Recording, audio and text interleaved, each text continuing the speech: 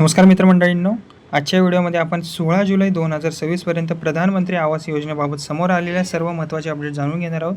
आजच्या अपडेटमध्ये नवीन घरांना मंजुरी, लाभार्थ्यांच्या यादीबाबत मोठा निर्णय, भ्रष्टाचाराविरोधातील कारवाई, तसेच विविध राज्यातील प्रगती नक्की काय आहे, ओके, आणि ग्रामीण व शहरी आवास योजनेतील फरक, अशा अनेक महत्त्वाच्या घडामोडींची माहिती आपण या व्हिडिओमध्ये पाहणार आहोत. त्यामुळे व्हिडिओ तुम्ही शेवटपर्यंत नक्की बघा.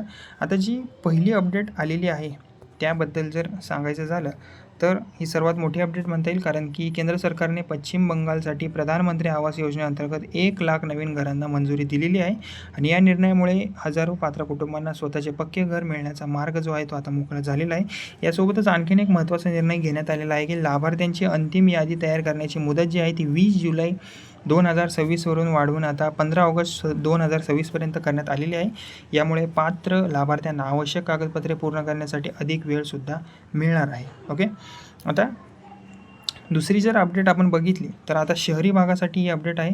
17 जून 2026 रोजी झालेल्या 7व्या CSMC बैठकीत प्रधानमंत्री आवास योजना शहरी 2.0 अंतर्गत आणखी 2,13,000 घरांना मंजुरी देण्यात आलेली आहे. आणि या मंजुरीनंतर PMAY-U 2.0 अंतर्गत मंजूर घरांची एकूण संख्या 16,13,000पेक्षा जास्त झालेली आहे. आणि ही शहरी गृहनिर्माण क्षेत्रातील एक महत्त्वाची प्रगती मानलीसुद्धा जात आहे. ओके, आता याद्वारे महिलांना विशेष प्राधान्य देण्यात आलेले आहे. ओके, सरकारने महिलांच्या सक्षमीकरणावर विशेष भर दिलेला आहे. मंजूर झालेल्या घरांपैकी तब्बल 97% जी घरे आहेत ती महिलांच्या नावावर किंवा संयुक्त मालकीमध्ये मंजूर करण्यात आलेली आहेत. यामुळे महिलांना घराच्या मालकीचा अधिकार अधिक मजबूत होत आहे. ओके, आता जी दुसरी अपडेट आहे महत्त्वाची, आता गैरवापराविरोधातील मोठ्या कारवाईबाबत थोडंसं आपण जाणून घेऊया. ओके, नक्की झालं आहे काय? रांचीमध्ये 232 लाभार्थ्यांना नोटीस आलेली आहे. रांची महानगरपालिकेने प्रधानमंत्री आवास योजनेतील 232 लाभार्थ्यांना कारणे दाखवा नोटीस बजावलेली आहे. तपासणीत असे आढळून आलेले आहे की काही लाभार्थी जे आहेत ते स्वतः राहण्याऐवजी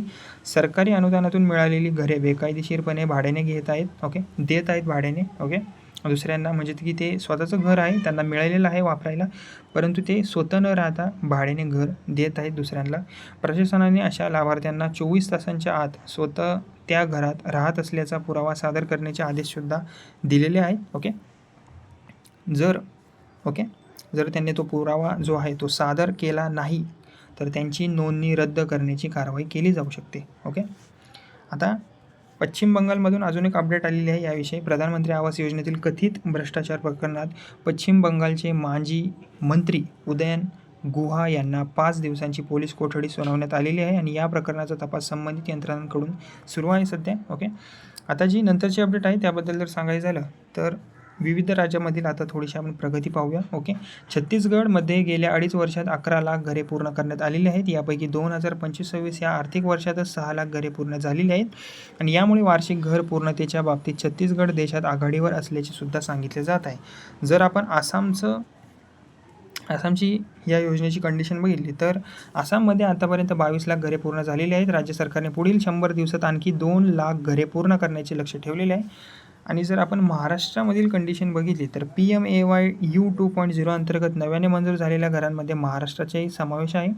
यामुळे राज्यातील अनेक पात्र लाभार्थ्यांना आगामी काळात घर मंजुरीचा लाभ मिळण्याची अपेक्षा आहे. तसेच हरियाणामधली जर कंडिशन आपण बघितली तर कर्नाल येथे 31 पात्र लाभार्थ्यांना निवड पत्रांचे वितरण करण्यात आलेले आहे. आणि या लाभार्थ्यांना प्रत्येकी 2,50,000 रुपयांपर्यंत आर्थिक सहाय्य दिले जाणार आहे. ओके, तसेच आता अनेक जण असा सध्या एक प्रश्न विचारत आहेत महत्त्वाचा, की ग्रामीण आणि शहरी आवास योजनेत नेमका काय फरक आहे. ओके, तर चला हा फरक आपण जाणून घेऊया. ओके, तर ग्रामीण भागातील पात्र लाभार्थ्यांना घर बांधण्यासाठी 1,20,000पर्यंत आर्थिक सहाय्य दिले जाते. आणि ही जी रक्कम आहे थेट लाभार्थ्यांच्या बँक खात्यात हप्त्यांद्वारे जमा केली जाते. आणि या योजनेत सुमारे 75% घरे जी आहेत ती महिलांच्या नावावर मंजूर करण्यात आलेली आहेत. ओके, आता प्रधानमंत्री आवास योजना शहरी 2.0 बद्दल आपण थोडंसं जाणून घेऊया. ओके, आता जर याबद्दल सांगायचं झालं तर शहरी भागातील पात्र लाभार्थ्यांना 2,50,000 रुपयांपर्यंत आर्थिक सहाय्य दिले जाते. आणि ही जी रक्कम आहे 3 टप्प्यांमध्ये दिली जाते. पाया पूर्ण झाल्यानंतर 1,00,000 रुपये, छतापूर्वी 1,00,000 रुपये आणि पूर्ण घर झाल्यानंतर 50,000 रुपये. यामध्येही महिलांना सर्वाधिक प्राधान्य देण्यात आलेले असून